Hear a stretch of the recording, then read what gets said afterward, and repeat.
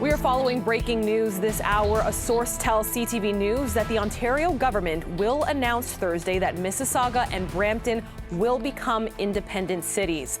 Minister of Municipal Affairs and Housing Steve Clark will hold a news conference with the mayors of Mississauga, Brampton and Caledon municipalities tomorrow.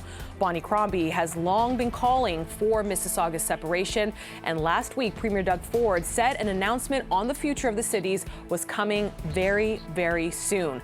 Now, Crombie has scheduled a news conference scheduled for 3:30 tomorrow afternoon alongside members of council. And for more on this, we are joined live this evening by Gratin Singh. He is the former NDP MPP for Brampton East, now Vice President at Crestview Strategy. Thank you for your time this evening. I want to get your initial reaction to this news tonight. I'm a Bramptonian. I live in the city, and I know how connected we are because of the regional appeal. And I'm nervous. I'm nervous because I know there are so many shared assets right now, from regional roads to water treatment plants to the police headquarters, which are located in Mississauga. And the separation, like all separations, is going to be messy. And I'm really afraid of how that's going to impact Bramptonians and how the city's going to have to fill those gaps of services that are no longer going to be within the city boundaries. Now, we've heard from Premier Doug Ford. He has made it very clear that he has been in support of this idea of seeing Mississauga as its own city. When you take a look at Mayor Brown, he has also been very strong in his beliefs that there should not be this separation. When you noted that it's going to be messy per se, how do you expect this to look, the future of Brampton and Caledon? We obviously know that Mississauga wants this to take place, but for the other two parts that have made up Peel Region, what will this look like for them, you think? I think that's the big question mark, right? There's so much uncertainty right now, but what we do know is that because of this really robust regional government, we know that there's so much shared between the three cities right now. And we know that having this kind of split is going to leave gaps. And the question then arises, what support is Brampton going to get to fill these gaps, to develop its water system, water treatment system, or its own independent police force? There's so many questions that are still that are put forward, but they're all questions that lead to bad results for Brampton. And so as a Bramptonian, as someone who represented the city at one point and who lives in the community, I want some assurances that these gaps will be filled and that Brampton is not going to be left with the short end of the stick. At this point, do you feel that by this announcement being made and this press conference coming tomorrow, and when we'll hear more from the Premier and from the other mayors, that this will have Brampton on the short end of the stick? A division right now in the absence of commitments for funding to replace these systems is going to leave Brampton with the short end of the stick, because these are actual physical institutions that don't exist within the boundaries of Brampton. There's no water treatment plant in Brampton, it's in Mississauga. The police headquarters is in Mississauga. There's regional roads that are still being constructed. Brampton's a growing city. It's one of the largest cities in Canada. It's growing every single day. And if we don't have that kind of infrastructure, the burden of building it's going to fall on Bramptonians.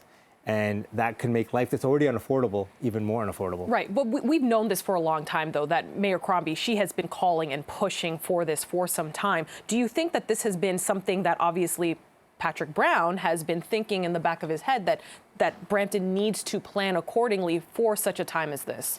I can't speak for Patrick, and Bonnie is doing what's best for, in her mind, Mississauga. Sure. So I can't speak for that, but what I can say is that this decision by the province is something that, as a Bramptonian, as someone who sat in Queen's Park for a period of time, I know the impacts that are going to happen. And given the current split of resources, it leaves me with a lot of questions that the answer without funding from the provincial government will result in Brampton scrambling, and Bramptonians who are already facing a lot of, it's been a really rough past couple of years for Brampton, right? Like from COVID-19 and the impacts it had on essential workers to, the healthcare crisis that happens in Brampton. Brampton's continually always feeling like it's being left behind. And this is the decision that I'm really fearful of is going to continue to leave Brampton behind. What would you suggest then? I mean, if this has been the call for quite some time to see the Peel dissolve, a solution then, if it not be that the areas split, if they were to stay intact, but clearly that's not been what Mayor Crombie, as well as even Premier Ford, has acknowledged that makes sense. I would think that when you're doing something as drastic as this, right, you don't want the cart before the horse, as they say.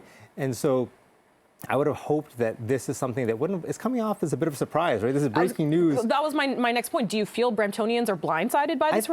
Very much so, right? Like, I feel blindsided. And I think that to have done this properly, Premier Ford should have answered these questions before making the announcement, right? There should have been some degree of consultation. There should have been some degree of understanding that Brampton wouldn't be left behind and that Bramptonians wouldn't feel like the way I'm feeling right now.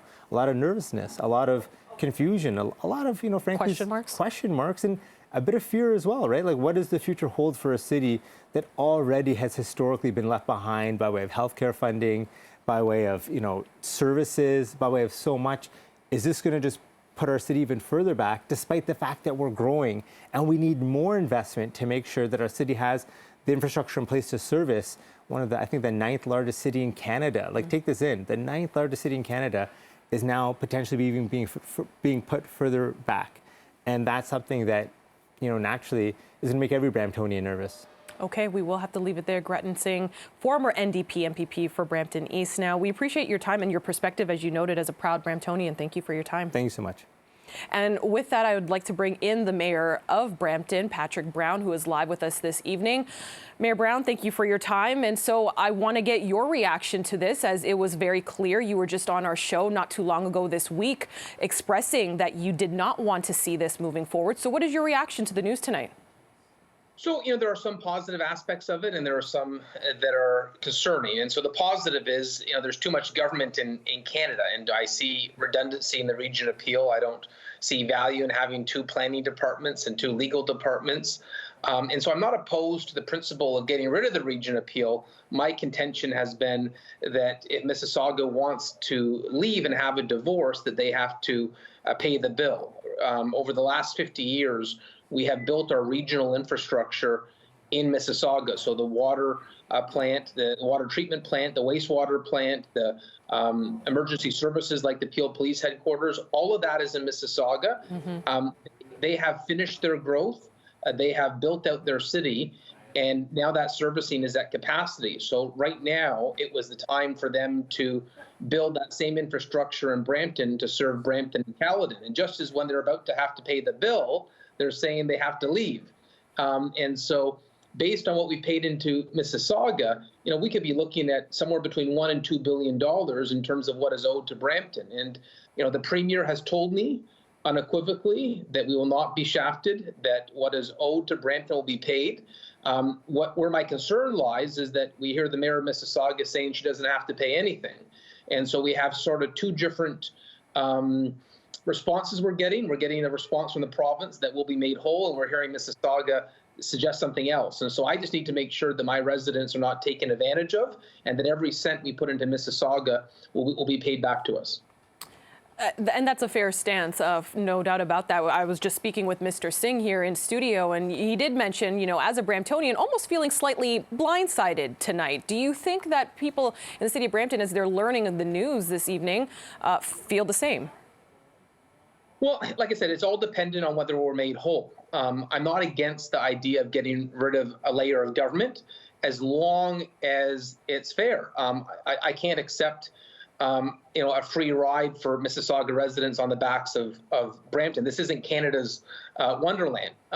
What we paid, and we paid 40% of the cost, has to be repaid to it. And so I don't think it's necessarily a surprise that Mississauga has pushed for this.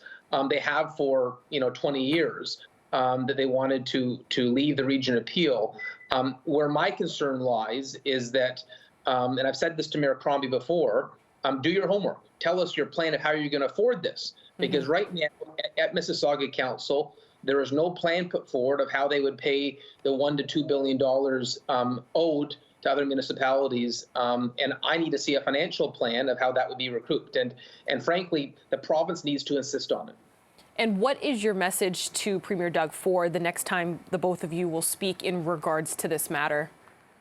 Well, I do speak to the Premier regularly, and he has assured me that every cent that we have contributed will be paid back. And so he's taken a very collaborative tone. He's assured me that no matter what Mayor Crombie is saying, that they don't have to pay anything. He will make sure that Brampton is taken care of. And so right now, I appreciate the assurance he's given, but we need to see that outlined very clearly when this dissolution is official. Because if it's not, that's essentially theft from Brampton residents. If Mississauga takes funds over 50 years from Brampton to build infrastructure, and now that infrastructure is at capacity and it's time to build the same infrastructure in Brampton, if they take that without repaying it, it's theft from our residents, and that's fundamentally wrong.